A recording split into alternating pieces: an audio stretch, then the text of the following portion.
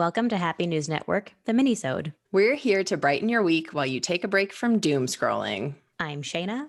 And I'm Kristin. So, Kristin, back in episode 5, you talked about a Second You Foundation. Yeah, so it's this NYC nonprofit training former inmates for careers in the fitness industry. We are so grateful to have Hector Guadalupe, the founder of A Second You, with us today. Hector, welcome. Hi. How you doing, guys? Thanks so much for having me. We're so happy to have you. Can you start off by just telling our listeners a little bit about how A Second You got its start? Sure. A Second You, the idea was born because when I got released, I was like really excited to get into the wellness industry and meet amazing people and showcase my skills and no corporate health club wanted to allow me the chance or the opportunity to create a career. So it was super frustrating. Had all the certifications I needed, and I think the frustration is what spawned the idea. But it wasn't until I was actually employed close to a year later that I started kind of just doing it. Like it was no program, there was no structure. It was just me like grabbing men that I was locked up with. And I was like, damn, Pedro's always been really handsome and in shape. He would be great for this. He would be great for this job, you know? So yeah, and it kind of started with me just really generally just wanting to help guys that I knew were going through what I went through. So once I got in, I did really, really well my first year. And I would grab friends that were in with me that I knew had a love for wellness. I would buy all their book materials, pay for their certification, help them study, pay for their CPR. And then I kind of would like find a way to swindle my manager into hiring them. And then obviously, and I'm being raw with you because that's what I like podcasts. Podcasts is like the rogue of media. Yeah. You know? So I'm going to be a little more honest than I would on CNN. So, you know, it was really all about just doing it, you know, and then along after the results were pretty much proven, then we formulated and put together paperwork and programming and did all the internal work that we needed to build our organization. That's so really awesome. Neat. So awesome. And part of your mission is working to eliminate recidivism. What makes it such a possibility, and how does A Second You help to eliminate recidivism? Which is a word not everyone knows. We're not trying to eliminate, and we're not here to like save everybody. That's not our mission. There's actually people that do belong in there, but we're here to reduce the recidivism rates. With like, I think it's some weird number, like 80% of our prison population are like non-violent offenders.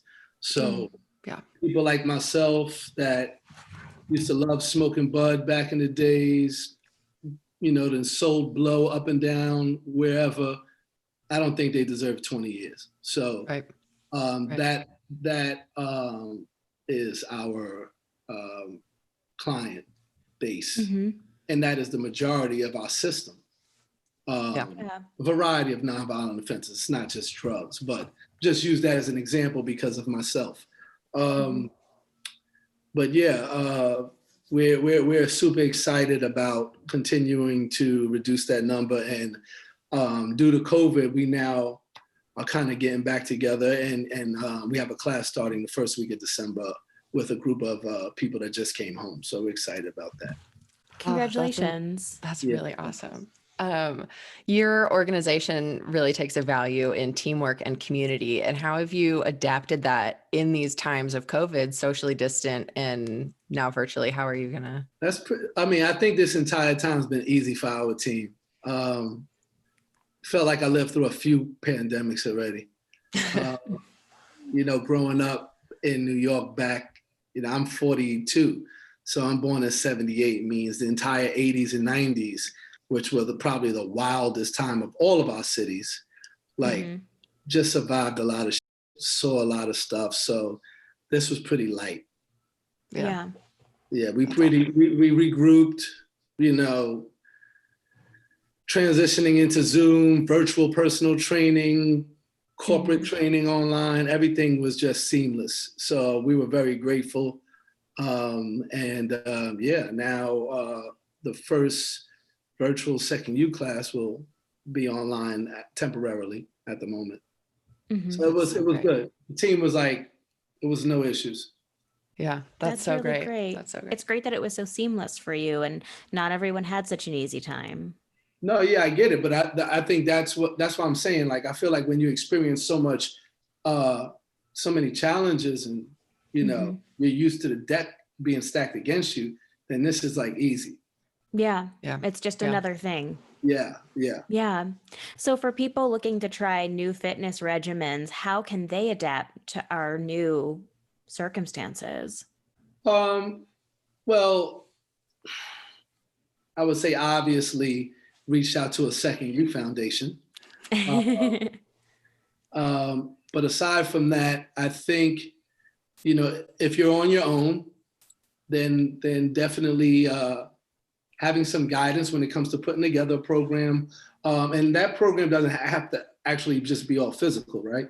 That can be with you waking up. For example, I wake up in the morning, my first go-to is to wake my body up in a calm way, is a lot of flexibility. So I might just lay on the floor and just stretch out my entire body, maybe do a 10-minute meditation, guided meditation.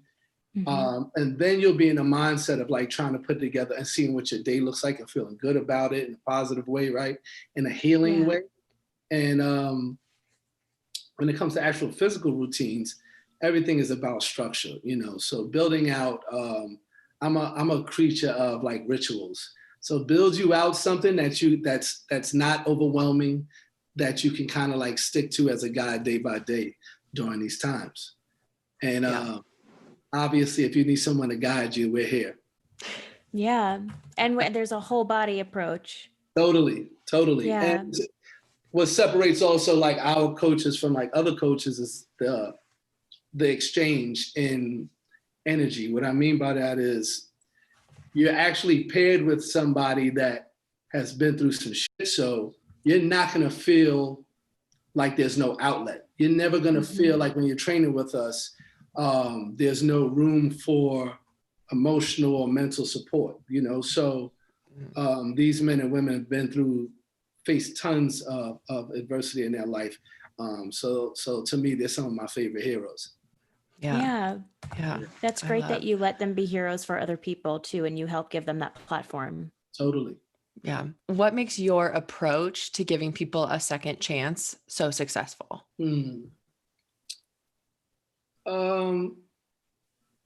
Testimonies are a big part of our recruiting. I think when they see men and women from our organization sharing their stories and going up to these facilities to welcome them, or meeting them on the outside and welcoming them with a community, I think that does a lot versus like,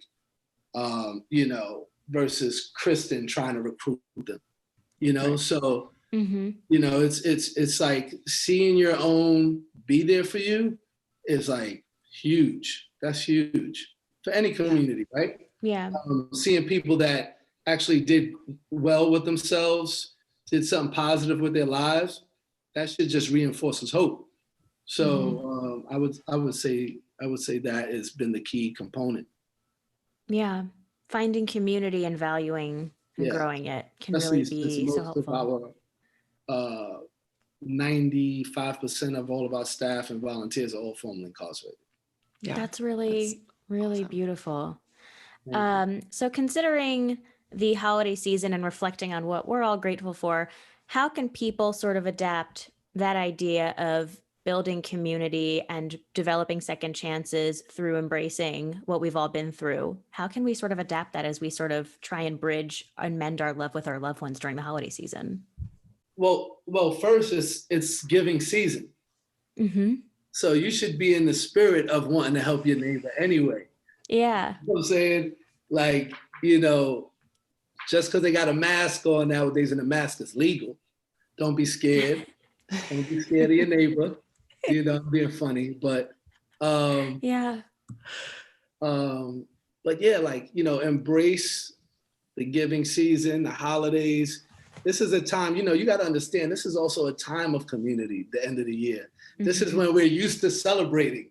So in that celebration, find something that would also put a smile on somebody's face. Do some community work. It doesn't have to be in person if you feel weird. You know, there's still soup kitchens, that people that need food, right?